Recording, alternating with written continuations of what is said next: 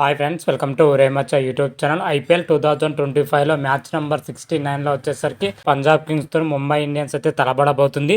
ఈ మ్యాచ్ మాత్రం అయితే ఇరు జట్ల కంటే చాలా అంటే చాలా కీలకమైన మ్యాచ్. ఎందుకనో తెలుసుకుందాం. అదేవిధంగా ఈ మ్యాచ్లో వచ్చేసరికి ఇరు జట్ల యొక్క ప్లేయింగ్ లెవెన్ ఎలా ఉంది, ఏ విధంగా ఉంది, ఈ మ్యాచ్ వచ్చేసరికి ఎక్కడ జరగబోతుంది, అక్కడ పిచ్ రిపోర్ట్ ఎలా ఉండబోతుంది, అదేవిధంగా మ్యాచ్ ప్రొడక్షన్ గురించి పూర్తి డీటెయిల్ తెలుసుకునే ముందు మా ఛానల్ అయితే సబ్స్క్రైబ్ చేసుకోండి. పక్కన ఉన్న బెల్ ఐకాన్ మాత్రం అయితే క్లిక్ చేసి పెట్టుకోండి. ఫర్దర్గా మేము వీడియోలు అప్లోడ్ చేస్తే మీకు నోటిఫికేషన్ వస్తుంది. ఐపీఎల్ 2025లో వచ్చేసరికి మ్యాచ్ నెంబర్ 69లో ముంబై ఇండియన్స్తో పంజాబ్ కింగ్స్ అయితే తలబడబోతుంది. ఈ మ్యాచ్ మాత్రం అయితే ఇరు జట్ల కంటే చాలా అంటే చాలా కీలకమైన మ్యాచ్ అని కూడా చెప్పుకోవచ్చు. ఎందుకంటే టేబుల్లో చూసుకుంటే టాప్ ర్యాంకింగ్ దూసుకుపోవడానికి మ్యాచ్ మాత్రం అయితే చాలా అంటే చాలా ఉపయోగపడే అవకాశం అయితే కనిపిస్తుంది. ఏ జట్టు గెలితే ఆ జట్టు వచ్చేసరికి టాప్ పొజిషన్కైనా దూసుకెళ్ళొచ్చు, లేదా సెకండ్ పొజిషన్ ఉండే అవకాశాలు అయితే కనిపిస్తున్నాయి. అందుకే ఈ మ్యాచ్ మాత్రం అయితే చాలా అంటే చాలా కీలకమైన మ్యాచ్ అని చెప్పుకోవచ్చు ఇరు జట్లకు మాత్రం. అయితే ఇప్పటికే ఈ సీజన్ ఇరు జట్ల మధ్య ఒక మ్యాచ్ అయితే జరిగింది. ఆ మ్యాచ్లో వచ్చేసరికి ముంబై ఇండియన్స్ పైన పంజాబ్ కింగ్స్ అద్భుతమైన విజయం అయితే సాధించడం జరిగింది. మరోసారి విజయం సాధిస్తుందా లేదా అయితే చూడాలి. ఈ మ్యాచ్ వచ్చేసరికి జైపూర్ వేదిక అయితే జరగబోతుంది. మరి మ్యాచ్లో వచ్చేసరికి ఇరు జట్ల యొక్క ప్లేయింగ్ లెవెన్ ఎలా ఉంది, ఏ విధంగా ఉన్నాయి అనే విషయాల గురించి అయితే క్లియర్ కట్గా అయితే తెలుసుకుందాం.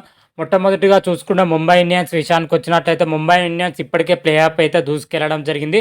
ఇప్పుడు ముంబైకి వచ్చేసరికి ఒకే ఒక మ్యాచ్ అయితే ఉంది, అది పంజాబ్తో జరగబోయే మ్యాచ్. ఈ మ్యాచ్లో ఎలాగైనా గెలిచి టాప్ 2లోకి లేదా టాప్ 1లోకి అయితే దూసుకుపోవాలని అయితే ముంబై అయితే భావిస్తుంది. మరి మ్యాచ్లో గెలుస్తుందా లేదా అయితే చూడాలి. మరి ఈ మ్యాచ్లో వచ్చేసరికి ముంబై యొక్క ప్లేయింగ్ లెవెన్ ఎలా ఉంది, ఏ విధంగా ఉంది అనేది అయితే క్లియర్ కట్గా అయితే తెలుసుకుందాం. ముంబై ప్లేయింగ్ లెవెన్లో ఎటువంటి మార్పు లేకుండానే బరిలో దిగే అవకాశాలు అయితే మెండుగా కనిపిస్తున్నాయి.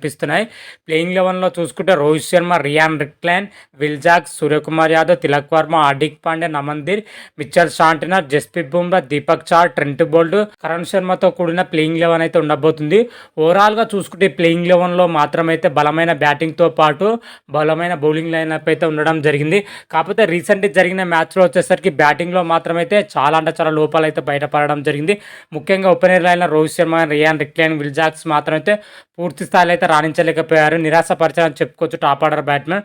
అదేవిధంగా సూర్యకుమార్ యాదవ్, తిలక్ వర్మ, హార్దిక్ పాండ్యా, నమన్దీర్ మాత్రమైతే భీకరమైన ఫామ్లో ఉండడం జరిగింది. ఈ ముంబై ఇండియన్స్కి అయితే కలిసి వచ్చే అంశం. వారితో పాటు top order, middle order batter సమిష్టిగా రాణిస్తేనే బలమైన పంజాబ్ కింగ్స్ని అయితే ఓడించే అవకాశం అయితే కనిపిస్తుంది. ఏ చిన్నపాటు పొరపాటు చేసినా కానీ అయితే ముంబైకి అయితే భారీ షాక్ తగిలే అవకాశం ఉంది. అయితే బ్యాటింగ్లో కానీ స్ట్రాంగ్గానే ఉంది. అదేవిధంగా బౌలింగ్ విషయానికి వచ్చినట్టయితే బౌలింగ్లో మాత్రం అయితే చాలా అంటే చాలా స్ట్రాంగ్గా అయితే ఉందని చెప్పుకోవచ్చు. ముఖ్యంగా జస్ప్రీత్ బుమ్రా, ట్రెంట్ బోల్ట్, దీపక్ చార్ మాత్రం అటాకింగ్ మాత్రం అయితే నెక్స్ట్ లెవెల్లో కనిపిస్తుందని చెప్పుకోవచ్చు. మిడిల్ ఆర్డర్ పొజిషన్లో చూసుకుంటే కరణ్ శర్మ, మిచెల్ శాంటనర్ అయితే ఆకట్టుకోవడం జరుగుతుంది. ఏ పవర్ ప్లేలోనైనా కానీ మా ముంబై ఇండియన్స్ బౌలర్స్ అయితే చాలా అంటే చాలా ఎఫెక్టివ్ అయితే బౌలింగ్ చేస్తున్నారు. ఈ ముంబై ఇండియన్స్కి అయితే కలిసి వచ్చే అంశాలను కూడా చెప్పుకోవచ్చు. ఓవరాల్గా చూసుకుంటే ముంబై మాత్రం అయితే అటు బ్యాటింగ్లో కానీ బౌలింగ్లో కానీ అయితే చాలా అంటే చాలా స్ట్రాంగ్ అయితే ఉంది. కాకపోతే ఎంత మేరకు రాణిస్తారనేది అయితే ఇప్పుడు కొంచెం ప్రశ్నగా అయితే ఏర్పడిందని చెప్పుకోవచ్చు.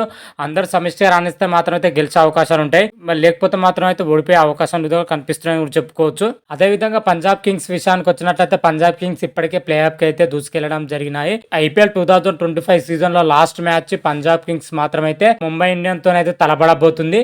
ఈ మ్యాచ్లో గెలిచి టాప్ 2లోకైనా టాప్ 1లోకైనా దూసుకుపోవాలని అయితే చూస్తుంది. ప్రజెంట్ పంజాబ్ కింగ్స్ వచ్చేసరికి 17 పాయింట్లతో అయితే ప్రజెంట్ అయితే సెకండ్ పొజిషన్లో అయితే ఉంది. నెట్ రన్ రేట్ వచ్చేసరికి +0.32 అయితే ఉంది. నెట్ రన్ రేట్ కూడా ముంబై ఇండియన్స్ కంటే బెటర్గా అయితే ఉందని కూడా చెప్పుకోవచ్చు.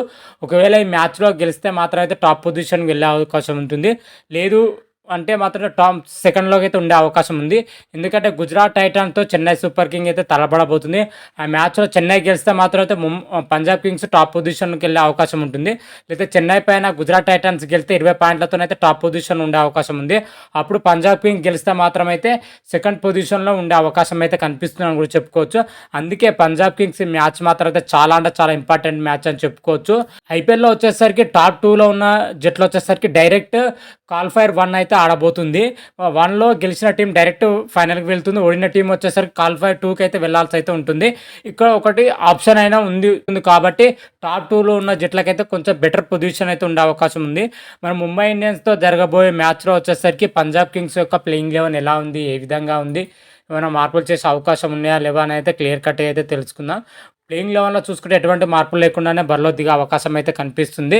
Priyansh Aryan, Prabhsimran Singh, Mitchell Owen, Shreyas Iyer, Nehal Wadhera, Josh Inglis, Shashank Singh, Marco Stoinis, Azmatullah Omarzai, Marco Jansen, Arshdeep Singh, Harpreet Brar, Yuzvendra చాహల్తో కూడిన ప్లేయింగ్ లెవెన్ అయితే ఉండబోతుంది. ఓవరాల్గా ప్లేయింగ్ లెవెన్లో చూసుకుంటే బలమైన బ్యాటింగ్తో పాటు బలమైన బౌలింగ్ లైనప్ అయితే ఉంది.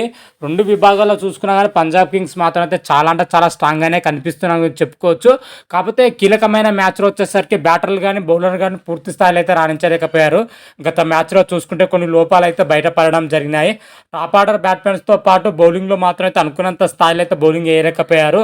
అందుకే ఆ మ్యాచ్లో వచ్చేసరికి పంజాబ్ అయితే ఓడిపోవడం జరిగింది. ఆ మ్యాచ్లో వచ్చేసరికి బౌలింగ్లో కానీ బ్యాటింగ్లో ఫీల్డింగ్లో కొన్ని మిస్టేక్ అయితే చేయడం జరిగింది పంజాబ్ కింగ్స్ మాత్రం అయితే.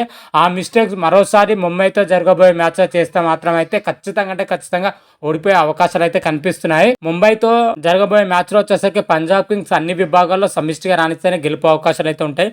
ముఖ్యంగా బ్యాటింగ్ పొజిషన్లో చూసుకుంటే టాప్ ఆర్డర్ బ్యాట్స్మెన్ అయిన ప్రియాంశ్ ఆర్యన్, ప్రభుసిమ్రాన్ సింగ్, మిచెల్ ఓవెన్ రాణించాలి. అదేవిధంగా మిడిల్ ఆర్డర్ చూసుకుంటే శ్రేయస్ అయ్యర్ గారు, Nehal Wadhera, Josh Inglis, Shashank Singh, Marco స్టోనిస్లు అయితే రాణించాలి. వీళ్ళు రాణిస్తే మాత్రం అయితే బ్యాటింగ్ పొజిషన్లో పంజాబ్ కింగ్స్ అయితే తిరుగు ఉండదు. అదేవిధంగా బౌలింగ్లో చూసుకుంటే అయితే చాలా అంటే చాలా మెరుగుపడాలి. ముఖ్యంగా హర్షదీప్ సింగ్ కానీ, యజ్వేంద్ర చాహల్ కానీ, అదేవిధంగా మార్కో జాన్సన్ వంటి బౌలర్స్ అయితే పూర్తి స్థాయిలో అయితే రాణించాల్సి అయితే ఉంటుంది. ఎందుకంటే పేస్ డిపార్ట్మెంట్ స్ట్రాంగ్గా ఉండి అదేవిధంగా స్పిన్ డిపార్ట్మెంట్ కూడా స్ట్రాంగ్గా ఉంటేనే గెలుపు అవకాశాలు అయితే ఉంటాయి. గత మ్యాచ్లో చేసిన తప్పుదాలు అయితే చేయకుండా చాలా ఎఫెక్టివ్తో బౌలింగ్ వేయాలి. అదేవిధంగా వికెట్ తీయడంలో అయితే సక్సెస్ కావాలి. అలా అయితేనే మన పంజాబ్ అయితే గెలిచే అవకాశాలు అయితే కనిపిస్తున్నాయి. ఓవరాల్గా చూసుకుంటే బ్యాటింగ్లో కానీ బౌలింగ్లో కానీ పంజాబ్ అయితే చాలా అంటే చాలా స్ట్రాంగ్ అనేది కనిపిస్తుంది. మరి గెలుస్తుందా లేదా అయితే చూడాలి. ఓవరాల్గా రెండు టీంలు కంపేర్ చేసుకుంటే మాత్రం అయితే రెండు టీంలు అయితే సమతూకంతో అయితే ఉండడం జరిగింది. అటు బౌలింగ్ పొజిషన్ అయినా బ్యాటింగ్ పొజిషన్ అయితే సేమ్ అయితే ఉండడం జరిగింది. మరి మ్యాచ్లో ఎవరు గెలిచి ఎవరు టాప్ పొజిషన్కు దూసుకెళ్తారని అయితే చూడాలి. ఈ మ్యాచ్ వచ్చేసరికి జైపూర్ వేదిక అయితే జరగబోతుంది. జైపూర్ పిచ్ వచ్చేసరికి అటు బ్యాటింగ్తో పాటు బౌలింగ్ కూడా సహకరించే అవకాశం అయితే క్లియర్ కట్గా కనిపిస్తున్నాయి అయితే పిచ్ రిపోర్ట్లు అయితే చెప్తున్నాయి. ఈ పిచ్ పైన ఇప్పటి వరకు చూసుకుంటే దాదాపు 170 నుంచి 200 మధ్య స్కోర్ చేసే అవకాశం అయితే కనిపిస్తుంది క్లియర్ కట్గా. అయితే పిచ్ పైన ఇప్పటి వరకు జరిగిన మ్యాచ్లో చూసుకుంటే సెకండ్ ఇన్నింగ్స్లో బ్యాటింగ్ చేసిన టీం అయితే ఎక్కువ సార్లు అయితే గెలవడం జరిగినాయి. దాన్ని దృష్టిలో పెట్టుకుంటే మాత్రమైతే టాస్ గెలిచిన టీం మాత్రం బౌలింగ్ ఎంచుకునే అవకాశం అయితే కనిపిస్తుంది. మెయిన్గా ఈ మ్యాచ్లో వచ్చేసరికి టాస్ మాత్రం అయితే చాలా అంటే చాలా కీలకంగా అయితే మారనుంది. మరి ఏ టీం టాస్ గెలుస్తుంది అయితే చూడాలి.